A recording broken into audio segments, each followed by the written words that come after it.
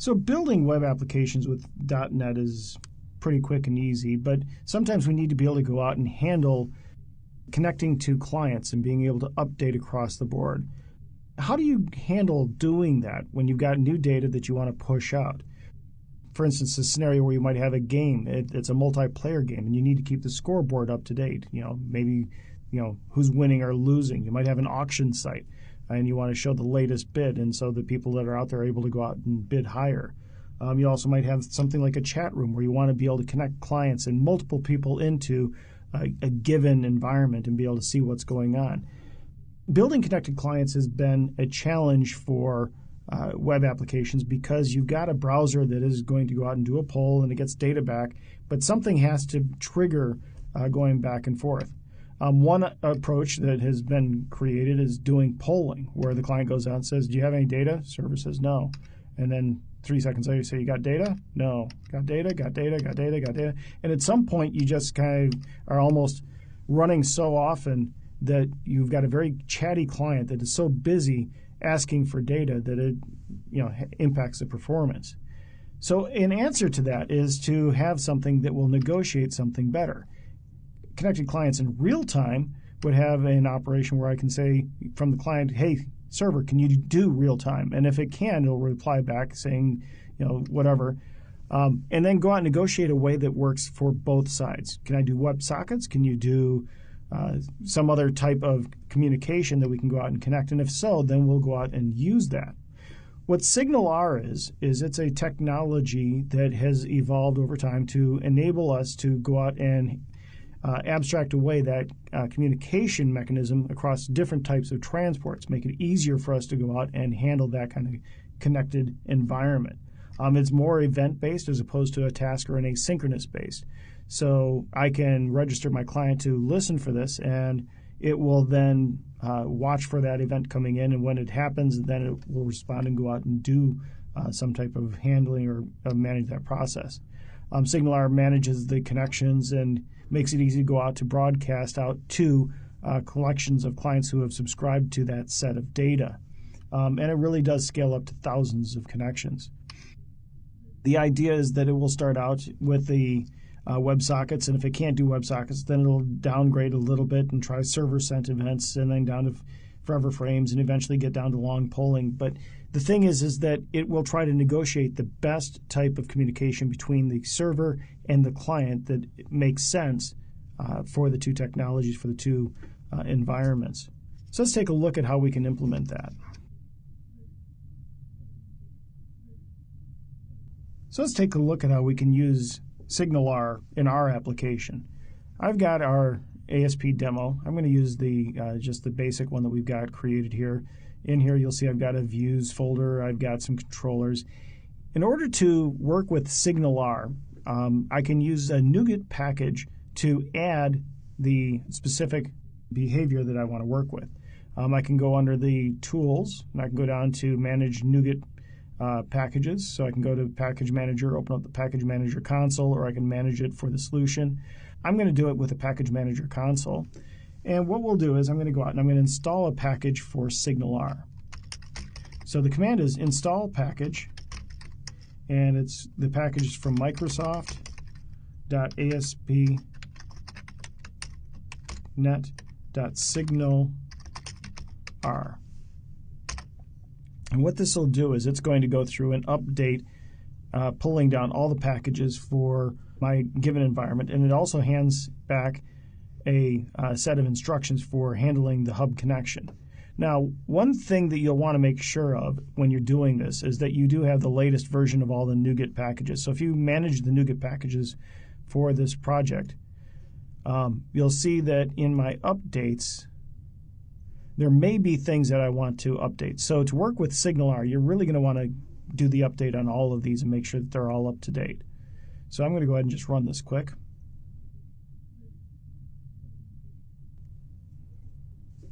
We'll click on the Accept License.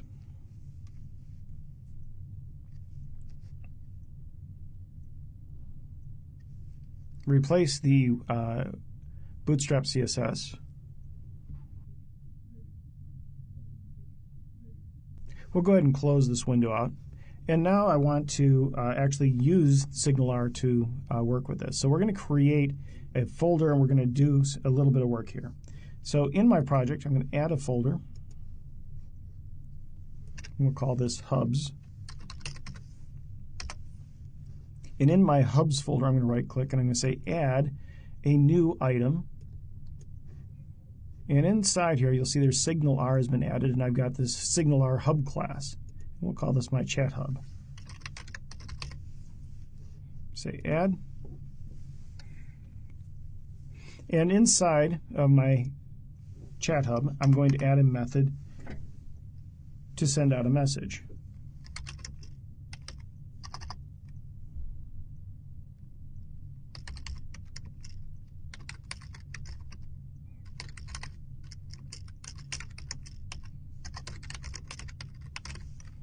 And inside of this, I'm just going to go out and I'm going to call my clients, and I'm going to say all of my clients, and I'm going to add a new message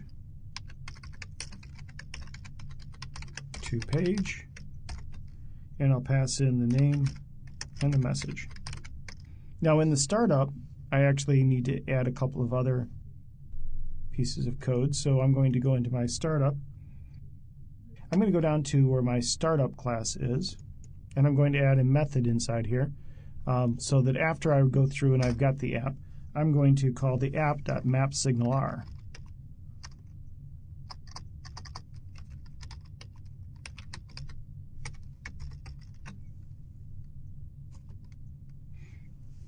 Now, that turns on the SignalR and maps the Hub app to the pipeline at SignalR. And now we're going to go in and we're going to add a view for doing the processing. So I'm going to add a folder here for Home. And inside of Home, I'm going to add a Chat view. I'm going to call it Chat. Actually, cancel this. I'm going to go into my controllers, and I'm going to add a controller for chatting. So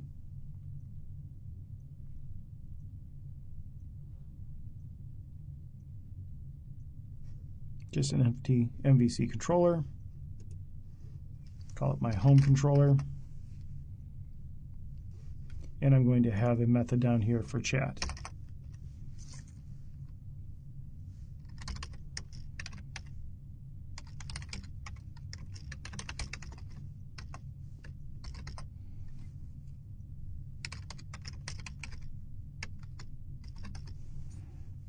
And then I'm going to implement the view. So we'll add a view for chat. And I'm going to take this and I'm going to put in a little bit more code.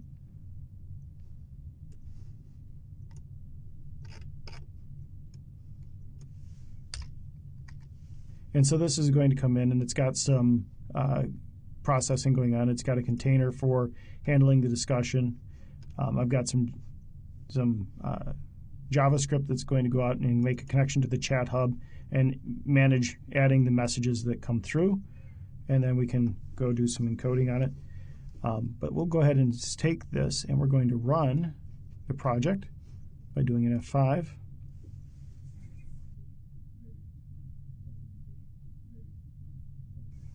And I'm going to go up to the top. I'm going to say Home Chat. And notice that it's coming up and it's saying, okay, I'm going to log you in to this chat window. So I could say Mike, and now I'm logged in here at test, and I'm chatting by myself, so it really isn't very interesting at this point. What I can do is, let's stop this, and when I go out to view it in the browser, instead of just pressing the F5 key, I have some options inside Visual Studio 2013 that allows me to say, what do I want to browse with? So if I click on the Browse With, I get a number of different options. So right now, I've got Internet Explorer as my default, but I can also add in Firefox and maybe Chrome or some other type of thing. But I can set that as default and say, go ahead and browse with multiple windows, and I can specify the size I want them to be And I can say, okay, go ahead and browse. And now it's going to actually allow me to go out and open up 2 different windows for this. So the first one is going to be down here. We'll put this as being Mike. And then I'm going to go over to the other window and call it I'm a test. And we're going to just put these windows side by side. And as you can see, if I type in hello world, click on send, notice it's showing up on both sides. Welcome to my world. And if we had other people logged in, they'd be able to go out and start chatting, and that's going to show up across the board, across different devices and platforms. But SignalR is the part that allows us to connect the two and make this all work. So it's an easy way to go out and build some connected apps.